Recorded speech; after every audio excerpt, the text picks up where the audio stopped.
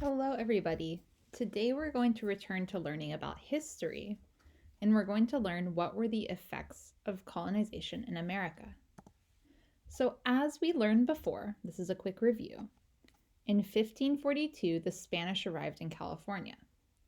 There were already thousands of indigenous people living there. And over the next 200 years, these settlers took over almost all the land. And this is called colonization. So we remember on our timeline, we are now right around here where the first Europeans arrived in California. Today I'm going to teach you that the first Europeans arrived in other parts of the Americas even earlier. So today we're going to read a story that happens over here in what is now Massachusetts. And the settlers from England, which is in Europe, arrived here even earlier than they arrived in California. So we're going to read the beginning of a story, and we're going to be reading this story over the next 3 weeks. Fifth graders, I'm fairly certain we haven't read this before. Let me know if I am wrong. This book is called Squanto's Journey, and it's the story of the first Thanksgiving. And I know it's a little after Thanksgiving, but the history is still interesting. Hi, you guys. Today we're going to read Squanto's Journey, the story of the first Thanksgiving.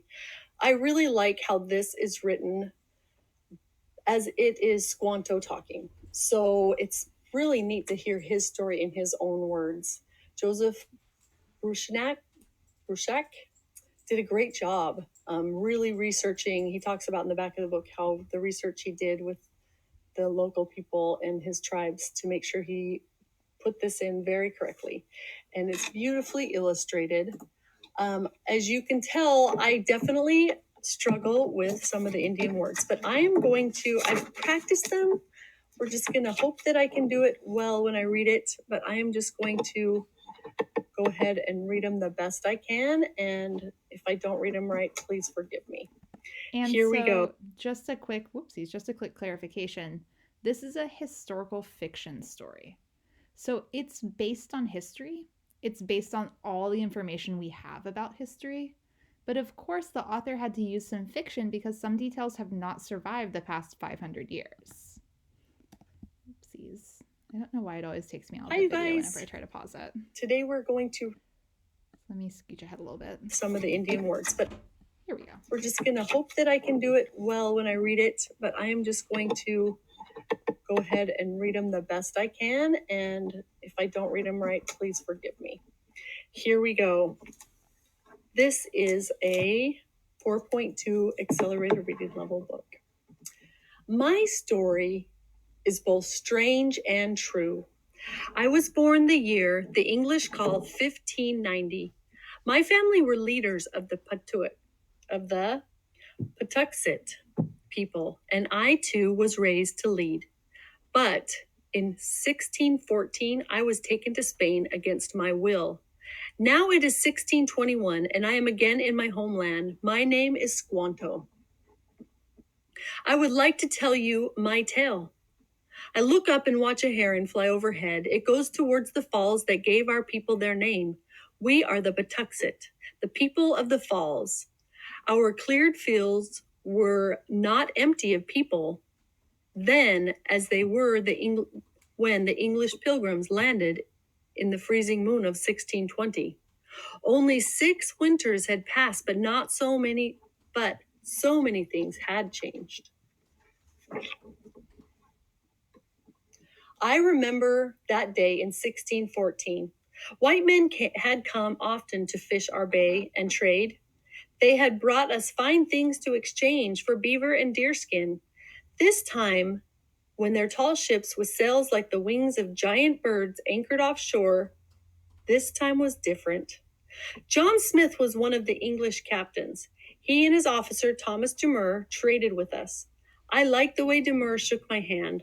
Smith had learned much from dealing with our other Indians in the summer lands of Virginia. He knew we valued honor. The other captain was Thomas Hunt. After Smith left, Hunt landed at Patuxet. He told us he was Smith's friend. Come to feast on my ship, he said. More than 20 of us went aboard to share food with friends, but Hunt was no friend. He set sail, taking us with him as captives. Left behind were our families, our homes, our people. Our lives were no longer our own. Soon we were crossing the wide salt waters. The journey was long, but my spirit did not desert me. I remember I was Pyrenees, a man of courage. I told stories to my people and urged them to stay strong. Hunt took us to Magala in the land of Spain. There we were sold to be slaves, but men who served the Creator lived there. It was they who called themselves brothers who freed us from our chains. I learned more of their language. I let them teach me about their ways of thanking the great mystery. I told them what I wanted most. I wanted to return home. With the friar's help, I went to England. English ships often sailed toward the sunset. I realized that if I could be of use to the English, they might take me with them.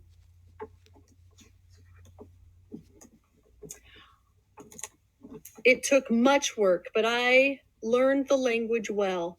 In March of the year they called 1619, I sailed back to New England at the side of my friend Thomas de Moore, one of John Smith's officers. Our memories of each other were like the taste of good water. He told me that things were not well between my people of the First Light and the English. That's the Wampanoag people. Englishmen and their ships were now being attacked when they came to shore. Perhaps if I accompanied the English, I could speak with the Indians and they could trade again in peace. My heart felt as if it were soaring on an eagle's wings as the ship cut through the waves, but I also feared what I might find. Where there were this many people, he said, telling me of the great illness in New England brought on by the white traders. Now only this many remain. He folded back all but 2 fingers. It proved as he said. The sickness had come down upon the Patuxet like the blow of a war club. Only a few of my people survived. My wife, my children, my parents, and all those closest to me were gone. I will not say their names now. I will speak them again when my own feet climb the highest mountain, and I walk the road of the stars to greet them. And so we're going to stop there for today. So, as you all can see, this is a book that requires you to do some inferencing. You have to put together the clues. And you may even need to listen to it again to really get all the clues. I know that helps me. But I want you to think about from what you've read. What changes resulted in America from the arrival of the English settlers? We know that in Squanto's life personally, his life completely changed. And also, we get some hints about what was happening to the rest of his people.